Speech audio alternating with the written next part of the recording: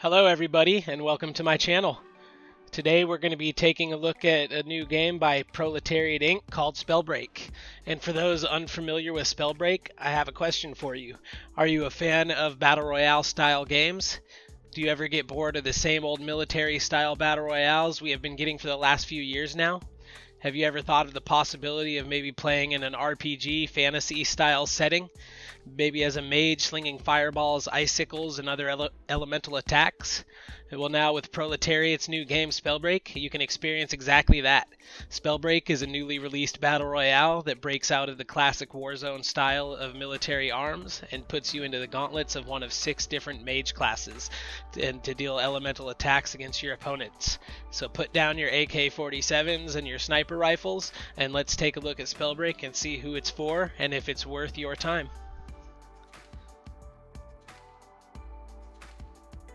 Spellbreak is a class-based fantasy battle royale, and for those familiar with battle royale games of the past, this gameplay loop is going to feel very familiar in how things play out. You start out choosing one of 6 different classes, each of which is a mage with their own elemental proficiencies and 3 passive abilities called talents. After a brief warm-up, you will start on the map to drop in, and early in the game you might expect you get to loot chests and mana caches scattered around the map. And this is where things start to differ from other battle royales. So instead of looting guns and attachments, you will be hunting for 2 gauntlets, each of which gives a base attack of the chosen element and a spell of the same element. There are also rune scrolls and potions, and runes typically give you traversal benefits such as teleport, dash, or high jumps, among other things, and the scrolls are going to offer additional buffs to the talents you chose before the match started. Definitely the most exciting bit of the game and where all of the magic happens is in the combat. This can happen right as you land or if you plan correctly after you are all geared up. Either way though, the fighting is very intense and fun, and it will typically consist of jumping, dashing, and teleporting to evade enemy attacks while also trying to plaster your opponents for as much damage as you can. Now the time to kill in this game is a bit higher than you might be used to, so if you got multiple players who have pretty experience in how the maneuvering works, a fight might last a couple of minutes, unlike other games where it's usually over in a matter of 15-20 seconds. And all said and done though, the last player or team standing is going to be crowned the champion of the match. The basics out of the way, let's take a look at what Spellbreak does right. Where this game really shines and comes into its own is going to be the combat. The fights are fast and frenetic while also having an element of balance and strategy to them.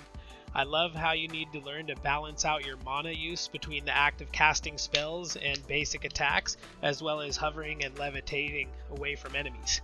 Because they share the same mana pool, this leads to a fighting system where the winner is typically the person who is able to balance these aspects instead of focusing too much on one or the other. The other aspect of fighting I think makes it such a fun game is it is very skill based. Your main attacks are projectiles, so when shooting them you must account for how far your enemy is away from you, as well as their movement, so you can lead them and shoot where you think they are going to be as opposed to where they are. This to me makes for much a more interesting game than your typical Call of Duties where you just place the reticle on their head and hold the trigger. The system is very easy to learn but very hard to master, and it takes even players who are typically good at shooters a little time to adjust. Classes are also somewhere I think Proletariat handled this game really well. Each class has its own unique feel to it. For example, the Frostborn class might be good for anyone who is usually a marksman or a sniper. Its base attack is charged like a bow and arrow and flies further the longer it is held, with a backup spell that freezes a small radius around the player, which is designed to keep players at a distance. And the Stone Shaper is a tanky brawler with a ground pound attack that deals devastating damage and goes in a straight line from where it is fired, and it has a boulder that can be thrown for mid-range attacks. If stealth is your game, you have the Toxicologist, which with an attack that spreads more the further it goes out, and it makes sticky puddles for some crowd control. And this class really shines when paired with the Invisibility rune, which buffs your first attack while invisible, plus 75% damage. Using a Fireball main attack, the Pyromancer deals pretty heavy damage, and his secondary Firewall can also be used to try to control the battlefield and push enemies where you want them to go. We also have Conduit. This is a rapid fire class with a lightning storm ability to neutralize enemy movement and attacks. They remain shocked and cannot attack or cast a spell for 2 seconds while you spray and pray them with your main, which stacks for +1 damage with each successive bolt. Lastly, what seems to be a favorite among the veterans is the high mobility Tempest class. This class is similar to Conduit with its main attack, which is also rapid fire. The spell, however, is a tornado that keeps enemies in place by sucking them into the vortex. And you can jump into your own tornado to be launched into the air and use your main attack to launch off the ground and other objects for good defensive utility. In addition to the classes, the complexity of the class synergies is what really makes this combat interesting. I will not list them all here as there are far too many to list, and it would make this video 25 minutes if I added them. So as the Pyromancer, the most popular combo is to mix fire with Toxic. Add Toxic's basic attack to Flame Wall and you'll get Dragon's Breath for double the damage, or turn Toxic Cloud into a bomb with any flame. Throw any element into the Tempest Tornado and you end up with a buff of that element and the additional damage. With Tox, you can use your electricity to add a shocking effect to your Toxic Cloud. Each class has synergies like this, so being proficient with them is what will separate the pros from the rookies in combat. The graphics are going to be another place that I think this game really shines. While not being anything amazing or jaw-dropping, they have a very nice clean look to them, and the cartoony feel seems to mesh really well with the fantasy RPG aesthetic that they have going for this game. And on top of this, there's also going to be multi-platform support for this game. So if you're on Xbox and you have a friend on PS4 or PC, you guys can still easily link up and play together. There's no restrictions. So I for one love this system because I feel like that all new games should have this if there's the possibility to do it. But if that isn't for you, you have the option to go into the options and turn it off and only play with people on your specific console. So with the good, there is always going to be some bad, so let's take a look at the areas that Spellbreak seems to be lacking in. The first negative in my book is going to have to be the tutorial. While it gives you the very basics of the game, I have had multiple people tell me it still didn't make much sense to them after finishing it.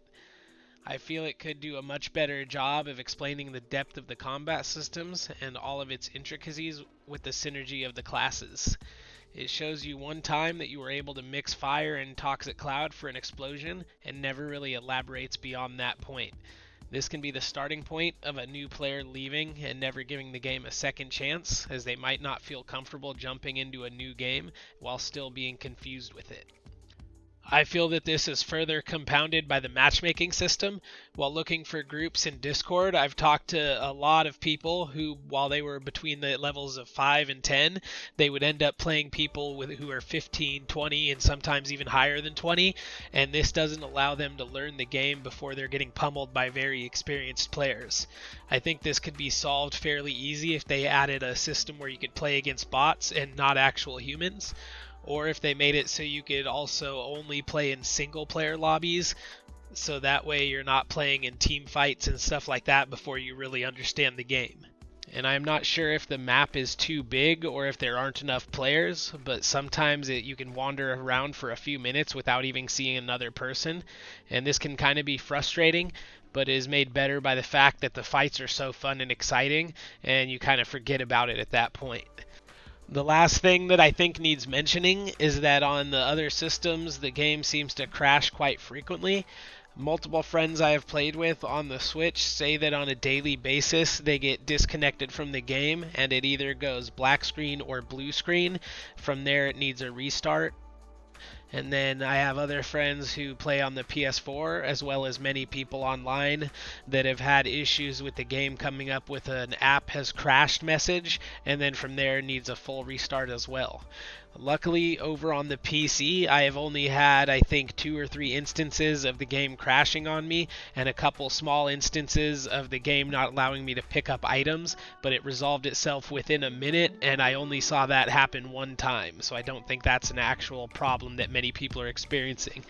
And it looks like that Proletariat has been active in trying to fix these problems. They're very active on the Discord and on the forums, so it should hopefully be resolved very quickly here.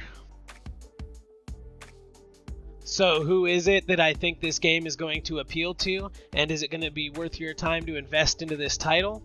If you are someone who is a fan of fantasy RPGs and or competitive multiplayer in the form of battle royales, I think this game might be worth taking a look at, as it is something new and fresh in a saturated market that hasn't changed much in the last few years. Although it has its flaws with its steep learning curve to new players and the crashes and bugs, it is an extremely fun and exciting game that can be very rewarding for those who are willing to invest a little bit of time and hustle through the pain of getting manhandled for a few hours. Thank you for watching, and if you got anything out of this review, think about subscribing for future reviews, or check me out on Twitch or Facebook Gaming. I stream an alternating schedule between Modern Warfare and Spellbreak every other day. All of the details will be in the description. Take care, and we will see you next time.